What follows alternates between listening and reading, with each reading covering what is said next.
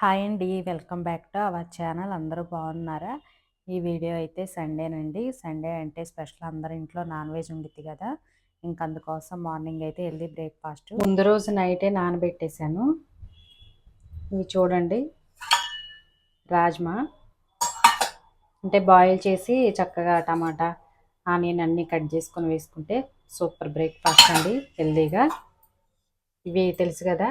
Sunflower seeds పొద్దుతిరుగుడు గింజలు. ఇవి రోజు నానబెడతాను. మీకు వీడియోస్‌లో చూపిస్తాను కదా! బాదం పప్పు. సండే మధ్యాహ్నం కంపల్సరీగా ఏదో ఒక నాన్ వెజ్ ఉండిద్ది కదా! ఇంక అందుకోసమే మార్నింగు చాలా లైట్ ఫుడ్ తీసుకోవచ్చు అనేసి రాజ్మా ఉన్నాయండి. రాజ్మా, బఠానీ చాలా రోజులైపోయింది తీసుకొచ్చి ఫ్రిడ్జ్‌లో అలానే పెట్టేశాను. ఎక్కువ కాబూలి శనగలు వాటితోనే గుగ్గీలు అటువంటివి ప్రిపేర్ చేస్తూ ఉంటాను. బాగా నానబెట్టేసి కుక్కర్‌లో 2, 3 విజిల్స్ వస్తే రాజ్మా గూడా చక్కగా కుక్ అయిద్దండి. చాలా అంటే చాలా హెల్తీ ఫుడ్డు. అలాగే ఇంకా రాగి జావ గూడా అండి. ఈ రాజ్మా, బాదం పప్పు వీటన్నిటితో ఎక్కువ ప్రోటీన్, కాల్షియం, ఐరన్, ఫైబర్ అన్నీ ఉంటాయండి. కాకపోతే మనం ఇడ్లీ, దోసకి రాజ్మా అలవాటు పడి బాయిల్ అవ్వటానికైతే కొంచెం టైం పట్టిద్దండి. లేనట్టు అసలు కుక్కర్‌లో వేస్తే ఒక 5, 6 విజిల్స్ అయితే టైం పట్టిద్ది. ఇంకా నేను ముందు రోజే నానబెట్టేసా కాబట్టి బాగా నానిపోయినియి. విడిగానే ఉడకబెట్టేశాను. అయినా గూడా చక్కగా ఉడికిపోయినియండి. ఉడికేటప్పుడు మాత్రం లైట్‌గా సాల్ట్ యాడ్ చేశాను. ఈవినింగ్ టైం స్నాక్స్‌కి గూడా పిల్లలకి ఇవి పెట్టొచ్చండి. ఎంత హెల్తీ ఫుడ్డో అసలు రాజ్మా మాత్రం. చక్కగా ఉడకబెట్టేసి సన్నగా కట్ చేసిన కీర, టమాటా, ఆనియను, కొత్తిమీర అన్నీ వేసేసి లైట్‌గా లెమన్ పిండేసి వేస్తే పిల్లలు భలే ఇష్టంగా తింటారు. ఈవినింగ్ టైంలో ఎక్కువ నూడిల్స్ అని అటువంటివి ఏమి పెట్టకుండా మంచూరియా, పునుగులని అవి లేకుండా చక్కగా ఒకరోజు రాజ్మా, కాబూలి శనగలు, ఎర్ర శనగలు ఇవి ఉంటాయి గదా! వాటితో పాటు కొన్ని పల్లీలు ఇవన్నీ నానబెట్టేసి బాయిల్ చేసి ఇట్లా తాలింపు వేసిస్తే చక్కగా తినేస్తారు. ఇంకా ఇక్కడ బాదం పప్పు నానబెట్టాగా పొట్టయితే తీస్తున్నా. రాగి పిండయితే కొంచెం తిక్కుగా ముద్దలాగా చేసుకున్నా గూడా బావుండిద్ది. కాకపోతే దానికి కాంబినేషన్‌గా ఏదన్నా ఉండాలండి. గ్రేవీ కర్రీ గానీ, పప్పు, చట్నీ అటువంటిది. ఇట్లా జావ చేసుకున్నారంటే ఇంకా పాలు వేసేసుకొని తాగొచ్చు. చాలామందయితే మజ్జిగ వేసుకొని తాగుతారు. నాకైతే అస్సలు ఇష్టం ఉండదు. ఎక్కువ శాతం పాలు వేసుకుంటాను. ఇంకా మీకిష్టమైతే కొంచెం బెల్లం గూడా వేసుకోవచ్చు స్వీట్‌కి. నేనైతే మద్దిన సత్యనారాయణ రాజు గారి దగ్గరికి వెళ్ళినప్పుడు ఎండు ఖర్జూరం పౌడర్ తీసుకొచ్చాను. అప్పుడు మీకు చూపిచ్చా గదా! అది జస్ట్ అట్లా పావు టీ స్పూన్ వేస్తే ఎంత బాగుంటుందో అసలు. చాలా షుగరేసినట్టు అంత స్వీటొస్తుందండి. కానీ ఇది నేచురల్ స్వీట్ గాబట్టి హ్యాపీగా తినొచ్చు. నేను ఆ పౌడర్ యూజ్ చేస్తున్నాను. నేనిక్కడ రాజ్మా అయితే తాలింపు ఏమీ వేయట్లేదు. మీకిష్టమైతే లైట్‌గా పోపు దినుసులు, కరివేపాకు, ఉల్లిపాయలు అన్నీ వేసి రెడ్ చిల్లీ పౌడర్‌కి బదులు ఒక సన్నగా కట్ చేసిన పచ్చిమిర్చి వేసుకొని తినేయొచ్చు. తినేటప్పుడు మాత్రం లెమన్ పిండుకొని బాగా పండిన టమాటా సన్నగా కట్ చేసుకొని వేసుకోవచ్చు. ఇంకా ఈరోజు అందరూ ఇంట్లోనే గదా! మధ్యాహ్నం లంచ్ కూడా ఎర్లీగా ప్రిపేర్ చేయొచ్చనేసి ఇట్లా లైట్ ఫుడ్ అయితే ప్రిపేర్ చేస్తున్నా మార్నింగ్. ఒకవేళ మీరు రాజ్మా అటువంటివి తినలేకపోయినా గూడా, ఒక గ్లాసు రాగి జావ, అలాగే కొన్ని బాదం పప్పు, ఎండు ఖర్జూరం గానీ, పండు ఖర్జూరం గానీ తీసుకున్నా గూడా మనకి బ్రేక్‌ఫాస్ట్ అయిపోయిద్ది. డైలీ ఇడ్లీయే, దోసే తినాలనైతే ఏమీ లేదు. 30+, 40+ ఉన్న లేడీస్ అయితే ముఖ్యంగా లేడీస్ అండి. ఇటువంటి ఫుడ్ తీసుకుంటే చాలా హెల్తీ.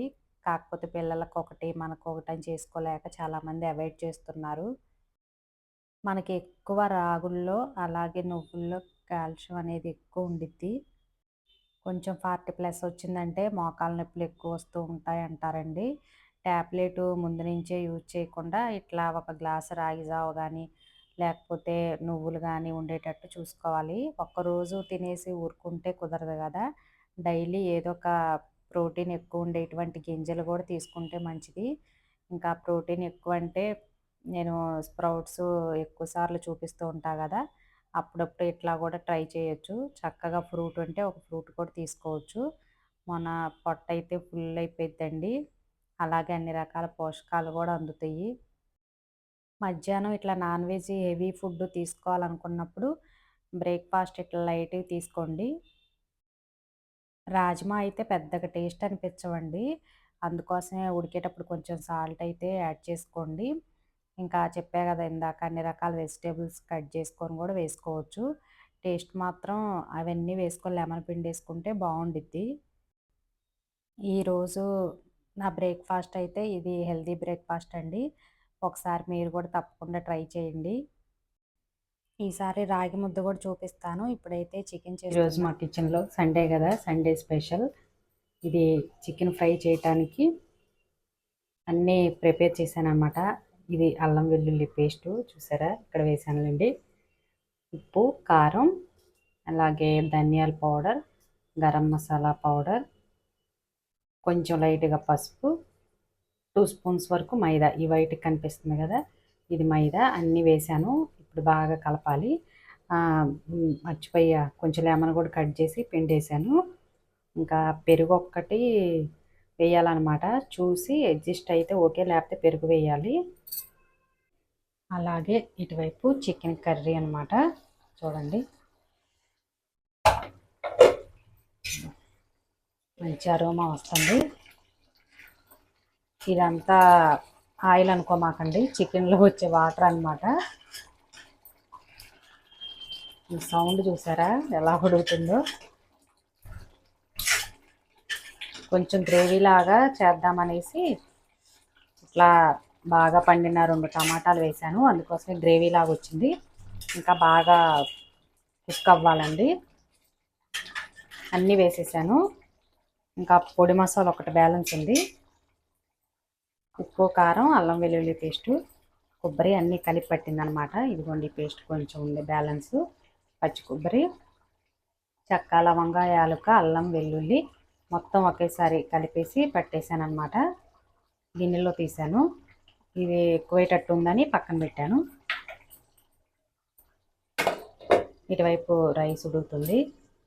ఈ ఫ్రైకి మాత్రం అల్లం వెల్లుల్లి సపరేట్గా చిన్నది మనది రోల్ ఉంది కదా, దాంట్లో దంచి వేసాను. కొబ్బరి అవి వేస్తే మాడిపోతుంది. కొబ్బరి ఎప్పుడు వేసినా కూడా అడుగంటుకుపోతుంది కదా, ఫ్రైలోకి వేయకూడదు. జస్ట్ అట్లా అల్లం వెల్లుల్లి పేస్ట్ చిన్న రోల్ ఉంది కదా చూపిస్తా ఆగండి. ఇదిగోండి దీంట్లో దంచానమాట అల్లం వెల్లుల్లి. అదిగోండి భలే ఉపయోగపడుతుంది చిన్న రోలు. ఇది చికెన్ సూప్ అండి. నేను మొన్న మీకు ఒక వీడియోలో కూడా చూపించా కదా, పచ్చిది చికెన్లో ఇవన్నీ కలిపేసి పెట్టేస్తే లెగ్ పీసులు అలా ఫ్రై చేస్తుంటే పైన రెడ్గా వస్తుంది, లోపల మాత్రం కుక్ అవ్వకుండా ఉండిద్ది. అట్లా కాకుండా నేను మన యూట్యూబ్ ఛానల్ ఎలాగో వేరే వాళ్ళ ఛానల్లో చూసి ట్రై చేశాను. అసలు చాలా అంటే చాలా బాగుందండి. మొన్న ఒక వీడియోలో పూర్తిగా డీటెయిల్స్ చూపించలేదు, కలిపి పెట్టేశానని చెప్పా కదా. ఒక చిన్న tea glass water, tea glass కాదు ఒక పెద్ద గ్లాసేనండి, దాంట్లో వాటర్లో కొంచెం పసుపు, సాల్టు, అల్లం వెల్లుల్లి వేసి ఈ చికెన్ అంతా వేసి బాగా కుక్ చేశాను. బాగా అంటే కరెక్ట్గా ఒక 4 నిమిషాలండి. అదే కుక్కర్లో అయితే ఒక విజిల్ సరిపోయింది. మొన్న నేను కుక్కర్లో వేశాను, ఒక విజిల్కి చక్కగా బాయిల్ అయిపోయింది. ఈరోజు కుక్కర్లో వేయకుండా నార్మల్గా గిన్నెలో పెట్టేశాను. ఇంకా దాని వాటర్ అనమాట ఇది. ఇదంతా ఉడికిపోయిన తర్వాత ఇంకా చిన్నది మనది స్టైనర్ ఉండేది కదా, దాంట్లో తీసి ఇట్లా ఒక గిన్నెలో వేసాను. ఇవన్నీ మసాలాలన్నీ బాగా పట్టించి ఒక పావుగంట పక్కన పెట్టేసి మనం మంచిగా సిమ్లో పెట్టేసుకొని డీప్ ఫ్రై చేసుకుంటే చికెన్ ఫ్రై, లెగ్ పీసులు ఫ్రై ఏదైనా అనొచ్చు, చికెన్ పకోడీ అనొచ్చు, ఏదైనా ఓకేనండి. ఇప్పుడు ఇదంతా మంచిగా కలుపుతాను.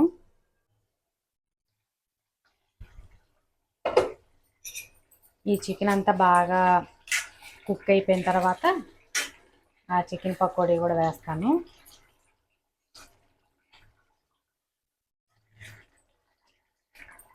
మా అమ్మ వాళ్ళది గుంటూరు మిర్చి కదా, కలర్ చూసారా ఎంత రెడ్గా బాగుందో. గుంటూరు కారం అంటే చాలా ఫేమస్. అమ్మ వాళ్ళది గుంటూరు జిల్లానే, బాగా మిర్చి పండిస్తారండి. నేను రెడ్ చిల్లీ పౌడర్ ఎప్పుడు అక్కడి నుంచి తెప్పిస్తాను. అమ్మే అన్నీ ప్రిపేర్ చేసి పంపిస్తారు. మామూలుగా పొడి కారం అంటారు కదా, అది మసాలా కారం 2 సపరేట్గా పంపిస్తారు. ఓకే, మొత్తం కలిపేసాను మంచిగా. చూసారా కొంచెం పెరుగు కూడా వేసాను. ఇప్పుడు ఇది పక్కన పెట్టుకోవాలి. చికెన్ అంతా ఉడికిపోయిన తర్వాత ఈలోపు ఇది ఒక హాఫ్ అన్ అవర్ అయింది కదా, తర్వాత ఫ్రై చేస్తా.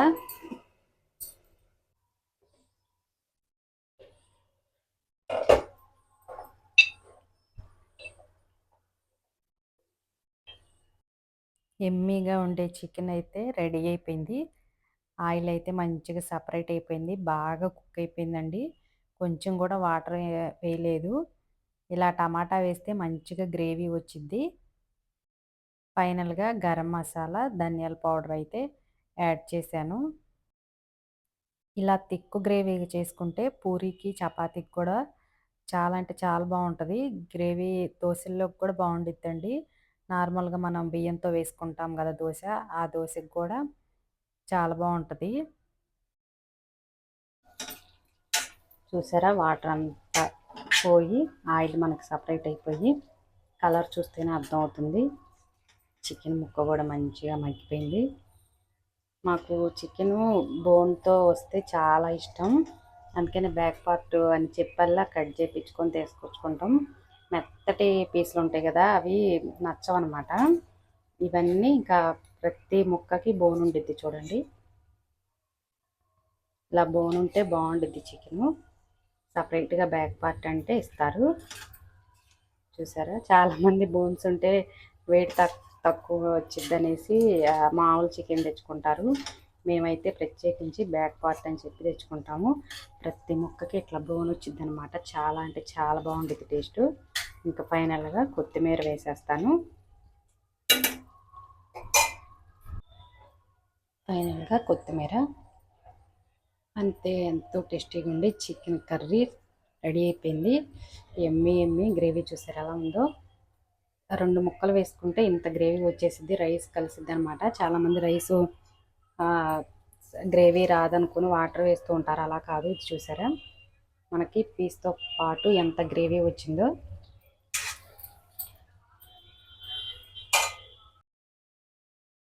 చికెన్ ఫ్రై కూడా రెడీ అయిపోయింది. చూసారా ఎంత కలర్ఫుల్గా ఉందో. పైన కలరే కాదు, లోపల కూడా బాగా కుక్ అయిపోయిందండి, మంచిగా ఫ్రై లాగా అయిపోయింది. నేను చెప్పా కదా చికెన్ ఎప్పుడైనా బ్యాక్ పార్ట్ తెప్పిస్తానని. బ్యాక్ పార్ట్ తెప్పిస్తే అట్లా బోన్తో సహా చికెన్ వచ్చేసి జ్యూసీ లాగా ఉండిద్ది. ఆయిల్ కూడా మనకి ఎక్కువ పట్టదండి ఇట్లా ఫ్రై చేస్తే. ఆయిల్ అనేది కూడా ఎక్కువ వేస్ట్ అవ్వదన్నమాట. ఆ గ్రేవీ అంతా లోపల పడిపోయి ఆయిల్ బ్లాక్గా వస్తూ ఉండిద్ది కదా, అలా కూడా అస్సలు రాదు. ఆయిల్ పీల్చడం కూడా చాలా తక్కువే పట్టిద్ది. నేను చెప్పినట్టు ఒకసారి ట్రై చేయండి. మీరు ఒక్కసారి కూడా తిన్నారంటే వదిలిపెట్టరు. నేను కూడా ఒకసారి చూసి నేర్చుకొని చేశానండి.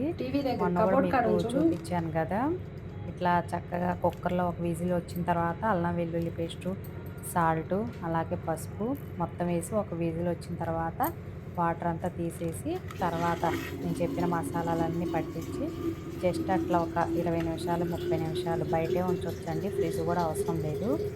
ఇంకా ఆయిల్ తక్కువే వేసేసి నేను ఇవన్నీ ఒకేసారి వేసాను. సిమ్లో కానీ మీడియంలో కానీ ఉంచేసి ఫ్రై చేస్తే అయిపోయింది. ఇంకా ఈరోజు మా లంచ్ అయితే రెడీ అయిపోయింది. బిర్యానీ చేద్దాం అనుకున్నా కానీ చేయలేదండి. Chicken curry, chicken fry, onion, అలాగే లెమన్ అనమాట. ఈ వీడియో ఎలా అనిపించిందో కామెంట్ చేయండి. అలాగే నచ్చితే లైక్ చేసి మన ఛానల్ని సబ్స్క్రైబ్ చేసుకోండి.